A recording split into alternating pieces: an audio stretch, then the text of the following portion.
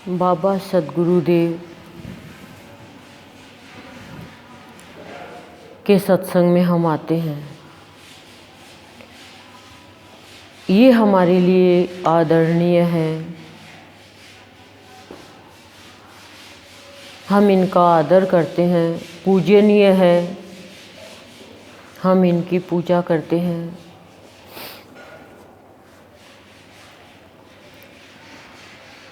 तो ये भी मनुष्य बनकर आए, हम भी मनुष्य बनकर आए, लेकिन इनमें और हमारे में ये अंतर क्या है? इनका दृष्टिकोण पवित्र है, ऊंचा है, सबके लिए समान है।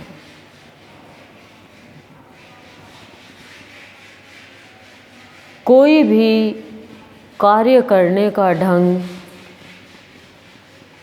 इनका सबके कल्याण का रहता है, शांति का रहता है, परमार्थ का रहता है। ये हमेशा धर्म को लेकर चलते हैं।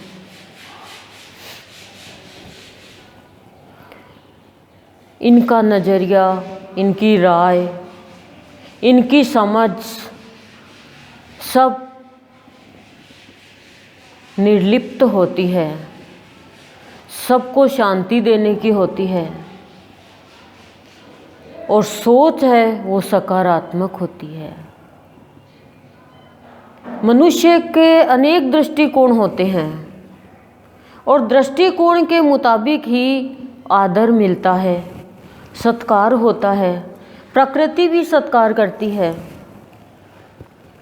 अब जैसे हम एक छोटा सा उदाहरण लेते हैं दृष्टिकोण के ऊपर। इंद्र का दृष्टिकोण, जब वो गौतम ऋषि की पत्नी अहिल्या को देखता है तो क्या होता है? उसका दृष्टिकोण कैसा होता है? खराब दृष्टिकोण, वासना का दृष्टिकोण होता है उसका, और वो कितनी खराब प्लानिंग करता है, अपने में शामिल करता है चांद को भी और देवताओं को भी कहता है। क्यों? क्योंकि वो सबका इनका देवता है, इंद्र सम्राट है इनका। अब कहना मानना पड़ता है।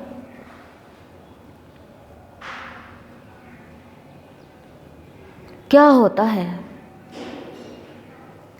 हम सब जानते हैं। तो एक का दृष्टिकोण अपने सभी संगी साथियों का जीवन भी खराब कर देता है, और जिसके प्रति दृष्टिकोण खराब है उसको भी श्राप मिल गया। ऋषि है, उसका दृष्टिकोण कैसा दृष्टिकोण है गौतम ऋषि का? उसका दृष्टिकोण है शंका का। अपनी पत्नी पे शंका कर ली, जबकि पत्नी का कोई दोष नहीं था। गौतम ऋषि का दृष्टिकोण शंकालु होने के कारण पत्नी को श्राप देता है, इंद्र को भी श्राप देता है, पत्नी को पत्थर की बना देता है और इंद्र को कहता है आज से तू किसी स्त्री के लायक ही नहीं रहेगा। ऋषि है, संत है, लेकिन दृष्टिकोण में परिवर्तन नहीं है। थोड़ी देर के लिए भी सोचा नहीं, धैर्य नहीं रखा, संयम नहीं रखा और विचलित हो गया। अब खराब दृष्टिकोण होने से पत्नी के बिना हो गया, दुखी हो रहा है, चिंतित हो रहा है कि मुझे मेरे कर्मों का फल मिल गया। तो गुरुदेव हमें सत्संग में बुला करके हमारा दृष्टिकोण परिवर्तन करते हैं। यदि हमारा दृष्टिकोण नहीं बदला, हमारा नज़रिया सकारात्मक नहीं हुआ, हमारी राय अच्छी नहीं है किसी के प्रति, हमारे विचार सुंदर नहीं है, तो क्या होगा? मनुष्य जीवन मिलने के बाद भी हम अशांत रहेंगे, दुखी रहेंगे, और हम चाहेंगे कि हमारा कोई सम्मान करे, हमारा आदर करे। कैसे आदर करेंगे? इंद्र का कौन आदर करता है?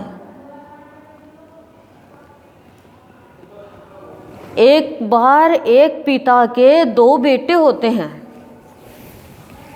पिता शराब पीता है। जब दोनों बेटे बड़े होते हैं तो एक बेटा तो बहुत अच्छा निकल जाता है और दूसरा बेटा शराब पीता है, सेकंड नंबर का शराब पीने लग जाता है, पत्नी को भी मारता है, बच्चों को भी परेशान करता है। तो किसी संत से पूछा कि देखो दोनों भाइयों में कितना अंतर है। संत तो घूमते फिरते रहते हैं, तो पूछा कि भाई तेरे भाई में इतना अंतर है, तू शराब पीता, ये क्या कारण? कहा मैंने मेरे पिताजी को देखा, मेरे पिताजी शराब पीते और जैसे रहते, मैंने सोचा कि मैं भी ऐसे ही रहूँगा। वो उसका क्या है? दृष्टिकोण, खराब दृष्टिकोण।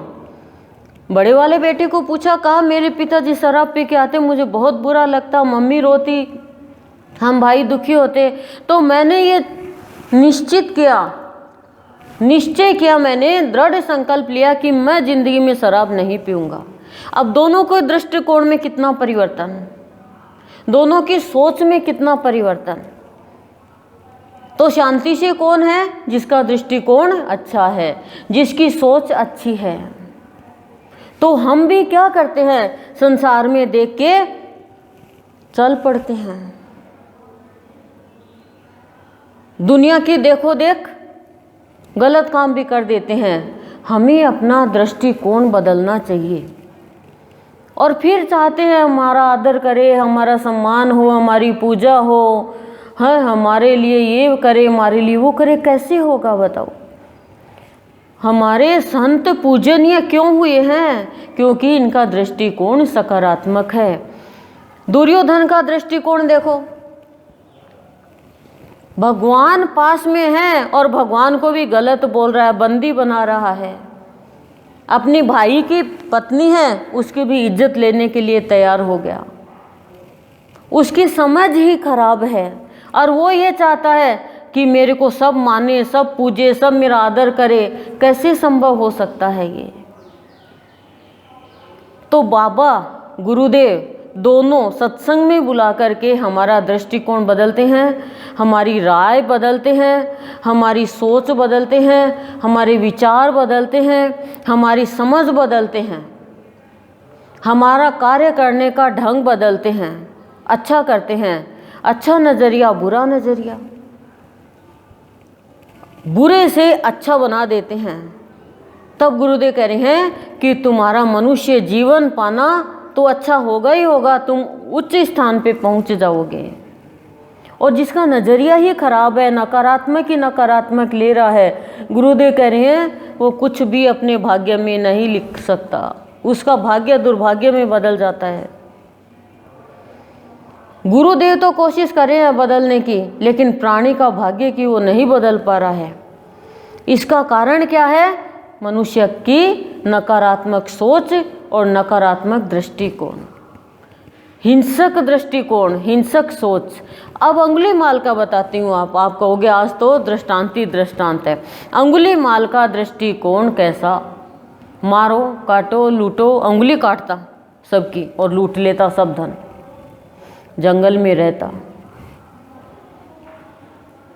जो भी जाता अंगुली काट लेता।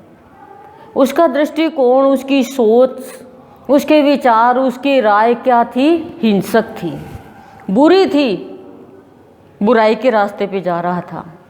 लेकिन जैसे ही संत मिला, महात्मा बुद्ध मिले, उसका दृष्टिकोण क्या हो गया? सकारात्मक, अच्छा हो गया।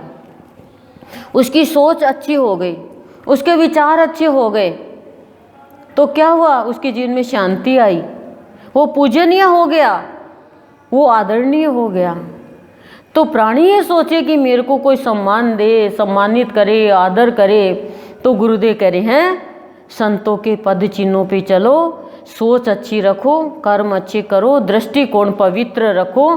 किसी के भी प्रति, इंद्र देवता है पर दृष्टिकोण खराब हो गया, देख लो इंद्र को कौन सी दृष्टि से देखते हैं।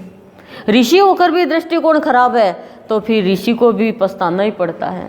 तो ऐसा नहीं हो कि हमें लास्ट में पछताना पड़े, पश्चाताप करना पड़े। इसलिए गुरुदेव आज के 7वें दिन यही करे हैं कि यहाँ पर आते हो, मैं संसार वालों को तो नहीं कह सकता, लेकिन अपना दृष्टिकोण बदलो। दृष्टिकोण के ऊपर ही आपके जीवन की शांति, शक्ति और आपका भविष्य निर्भर है। आप किसी के प्रति कह दो बेकार है, आपका दृष्टिकोण खराब है। आपने कैसे जान लिया वो बेकार है? आप कैसे कह सकते हो? हमारे अंदर भावना खराब है, कह सकते हैं। और बेकार कह रहे हैं जिस कारण के लिए, वो कारण हमारे अंदर तो नहीं आए। हम क्या कहते हैं, वो तो झूठी है, बेकार। तो आप तो ये प्रण करो कि हम तो झूठ नहीं बोले, नहीं तो हम भी बेकार, हम भी बेकार। पर हम ये नहीं, उसके लिए बेकार है, हम तो झूठ बोलेंगे, धड़ालने से बोलेंगे।